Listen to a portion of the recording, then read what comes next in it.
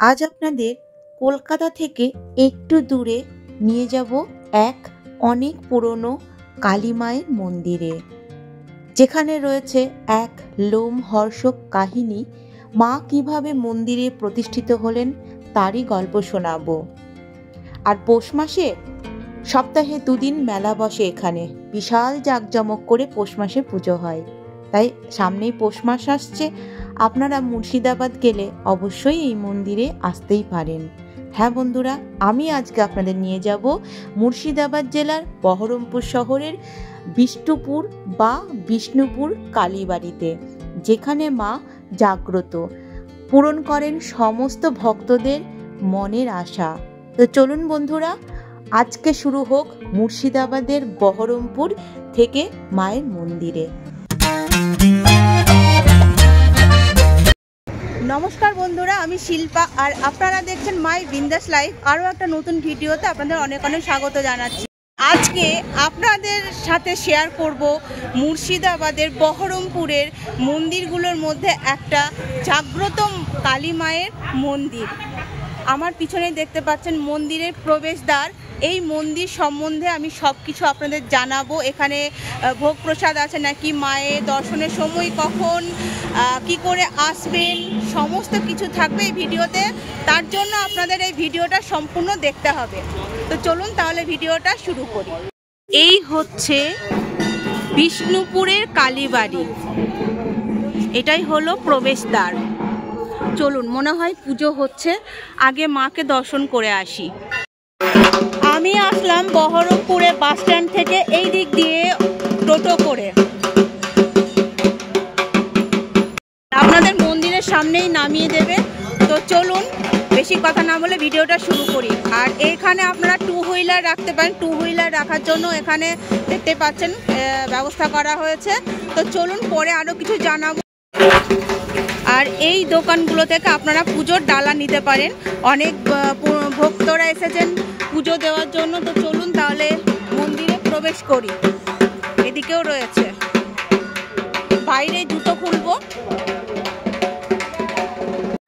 মুর্শিদাবাদ জেলার বহরমপুরের এই কালীবাড়ি বিষ্ণুপুর বা বিষ্ণুপুর কালীবাড়ি নামে পরিচিত। এখানে মা হলেন মা করুণাময়ী। আসুন বিষ্ণুপুর কালীবাড়ি করুণাময়ী মায়ের আশ্চর্য ইতিহাসটা জেনে নিই।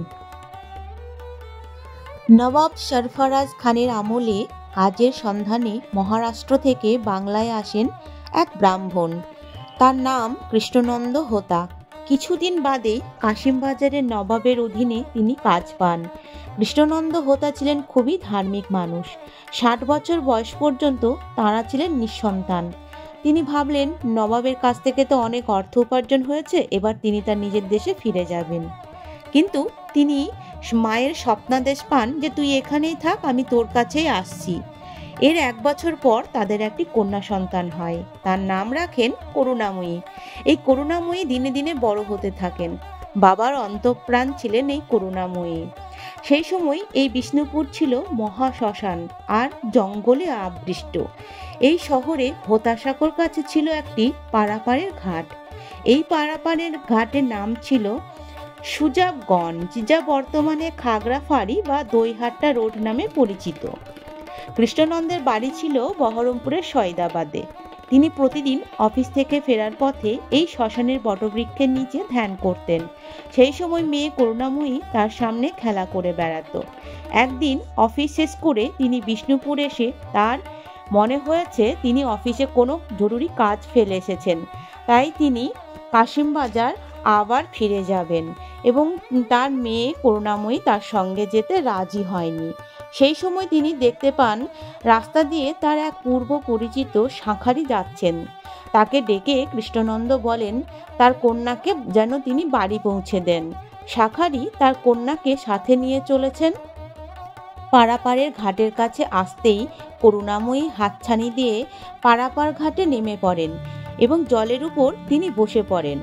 অনেক ডাকাডাকি করেও করুণাময়ী আর আসেনি। করুণাময়ী ওই শাঁখারিকে বলে যে তাকে শাঁখা পরিয়ে দিতে। শাঁখারি জলে নেমে তাকে শাঁখা পরিয়ে দেয়।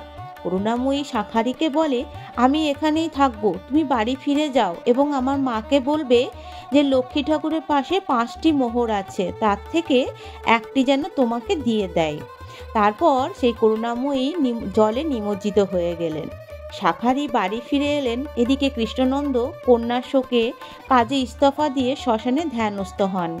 এখানে তিনি মায়ের দর্শন পান। এরপর থেকে এখানে মায়ের মূর্তি প্রতিষ্ঠা হয় এবং মায়ের মূর্তিটা দেখবেন 2 হাত যেরকম উঁচু করা আছে, এই রকম অবস্থাতেই মা জলে নিমজ্জিত হয়ে যান শাঁখা পড়ার পর থেকে। এখানে মা কিন্তু ভীষণই জাগ্রত। প্রতি মঙ্গলবার ও শনিবার বিশেষ পুজো হয়ে থাকে এই মন্দিরে। দূর দূরান্ত থেকে, গ্রামগঞ্জ থেকে এখানে মায়ের দর্শনের জন্য অনেক ভক্তরা আসেন। আর সামনেই আসছে পৌষ মাস। পৌষ মাসে আলোকসজ্জায় সজ্জিত হবে, অনেক মানুষের সমাগম ঘটবে এবং মেলা বসবে। আর এই মেলাটা সপ্তাহে 2 দিন হয়, মঙ্গলবার ও শনিবার। এখানে ভোগ প্রসাদের কিন্তু কোনো ব্যবস্থা নেই।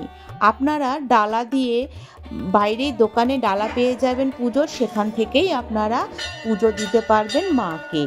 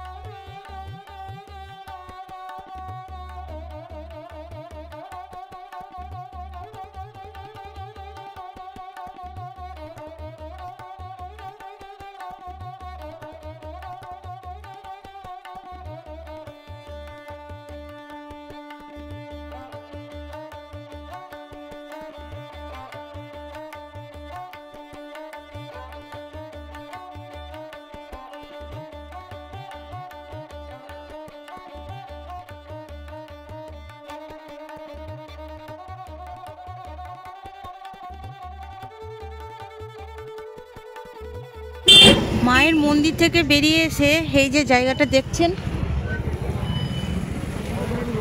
এই জায়গাটা পৌষ মাস, সামনেই পৌষ মাস আসছে, বিশাল বড় মেলা হয়।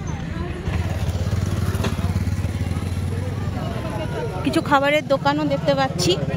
পৌষ মাসে মায়ের আবির্ভাব হিসেবে বিশাল বড় মেলা বসে আর প্রচুর লোকের সমাগম হয়। আর ওই মেলাটা মঙ্গলবার আর শনিবার করে মেলাটা বসে, সপ্তাহে 2 দিন। এই যে বড় জায়গা দেখছেন, এখানে দেখেছেন বাস এসেছে, বাসে করে বহরমপুর, এখান থেকে তো লালগোলা খুব কাছে, হাজারদুয়ারি, তো এই বাসে করে সব আসে। তো এখানে মায়ের মন্দিরটাও দেখে যায়, মাকে দর্শন করে যায়। মা যেহেতু জাগ্রত, দেখুন কত বড় একটা বটবৃক্ষ, ওই যে ওইটা মায়ের মন্দির। সামনে দেখুন কি সুন্দর, কতটা জায়গা, ঘাসের জমি, আর পাশে এরকম সুপারি গাছগুলো লাইন দিয়ে আছে, কি সুন্দর লাগছে দেখতে। এইগুলো প্রচুর দোকান বসবে, মেলা বসবে, খুব সুন্দর জমজমাট হয়ে যাবে। কি ভালো লাগছে, এখনই ভালো লাগছে দেখতে। একটা ঘাট দেখতে পাচ্ছি বাঁধানো, এখানে যাই, দেখে আসি। আর এই পাশে দেখুন বিবেকানন্দ, আর ওইদিকে কন্যাকুমারী। আমি সাউথে গেছিলাম, সাউথ ইন্ডিয়া, সেখানে কন্যাকুমারীও গেছি, কন্যাকুমারীর ভিডিও আছে। এই বিবেকানন্দ রকেও গেছি, আপনারা চাইলে দেখতে পারেন আমার ভিডিওটা।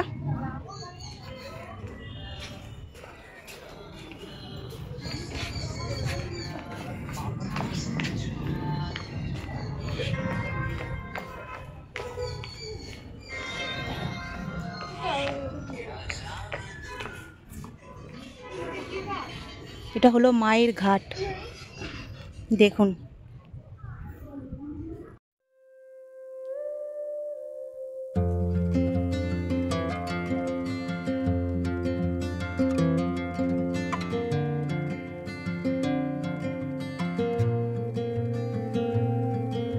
জায়গাটা দেখুন বন্ধুরা, এই যে একটা এরকম জলাশয় দেখছেন, এটা গঙ্গা নয়, বহরমপুরের তো ভাগীরথী বয়ে গেছে গঙ্গা নদী, তো এটা একটা মায়ের ঘাট হিসেবে একটা জলাশয় টাইপের করেছে, দিঘি বলতে পারেন, বিশাল বড় এলাকা, দেখালেনি তো। তো তার সাথে এই গাছগুলো দেখুন কীরকম লম্বা আর সারি দিয়ে আছে, খুব ভালো লাগছে এই জায়গাটা। আপনারা এখানে ফটোও তুলতে পারবেন, ভিডিও করতে পারবেন, খুব ভালো লাগছে দেখতে। আর এ পাশে তো ওইটা দেখালাম জলাশয়। এই যে এই মন্দিরে আসতে গেলে আপনারা লালগোলাগামী যে কোনো ট্রেনে আসতে পারেন। বহরমপুরে নামবেন, বহরমপুর স্টেশনে নেমে অটো বা টোটো দাদাদের বললেই এখানে এই বলবেন যে বিষ্ণুপুরের মন্দির যাব বা বিষ্ণুপুরের কালীবাড়ি মায়ের মন্দির যাব, বললেই কিন্তু নিয়ে আসবে। আর বাস স্ট্যান্ড থেকে, আর যদি আপনারা বাসে করে আসেন তাহলে মোহনা বাস স্ট্যান্ড, মানে বহরমপুরের বাস স্ট্যান্ডের নাম হচ্ছে মোহনা বাস স্ট্যান্ড, তো ওই বাস স্ট্যান্ডে নেমে সেখানেও অনেক টোটো পেয়ে যাবেন, 20 টাকা ভাড়া দিয়ে আপনারা এখানে চলে আসতে পারেন। এই দেখুন রেল লাইন চলে গেছে, এইটা চলে গেছে কাশিমবাজার হয়ে চলে যাচ্ছে লালগোলা। আপনারা কাশিমবাজারে নেমেও কিন্তু আসতে পারেন, কাশিমবাজার থেকে আরও কাছে। এখানে এরকম পার্ক টাইপের করা রয়েছে, দোলনা টোলনা রয়েছে, আর প্রচুর খাবার দোকান রয়েছে। এখানে কচুরি পাওয়া যাচ্ছে, এদিকেও তাই, ঘুগনি, কচুরি, আলুর তরকারি পাওয়া যাচ্ছে। মন্দিরের সামনেই এখানে একটা বুদ্ধদেবের সুন্দর মূর্তি রয়েছে। এটা রাতের বেলা যখন লাইট টাইট দেবে বা মেলার সময় এই জায়গাটা খুব সুন্দর করে সেজে ওঠে। এই যে ওই বাগানটা এরকম এত বড়, একদম মায়ের মন্দিরের সামনে, এদিকেও তাই, এদিকে অনেক ফুলের গাছ টাছ লাগিয়েছে। এই দেখুন, হলে আপনারা এই দিকে রাস্তাটা ধরে আসতে পারবেন। শুরু করেন, এই দেখুন সব ডালা, 50 আছে, 100 আছে, সব রকমের আছে, যেরকম নেবেন। 50-100 থেকে শুরু আছে। আর এখানে তো মায়ের শাঁখা দেওয়ার রীতি আছে, তাই না? এই যে শাঁখা রয়েছে, আপনারা এই ডালা এখান থেকে নিতে পারবেন, সব কিছু আছে, ফল, সিঁদুর, আলতা, সব কিছু। এদিকে মিষ্টি রয়েছে, এই যে মিষ্টি রয়েছে। এটা আপনাদের বুদ্ধদেবের মূর্তি দেখালাম, আর এই সাইডে দেখুন কত বড় মহাদেবের একটা মূর্তি রয়েছে, পাশে মা গঙ্গা। বলুন বন্ধুরা, তাহলে আজকের মতো ভিডিওটা এখানে শেষ করছি। আবার একটা নতুন ভিডিওর জন্য তো কোথাও যেতে হবে, তার প্রস্তুতি করতে হবে, আপনাদের সাথে সেটা শেয়ার করব। তো আজকের মতো আপনাদের সবার কাছ থেকে ছুটি নিচ্ছি, সবাই খুব ভালো থাকবেন।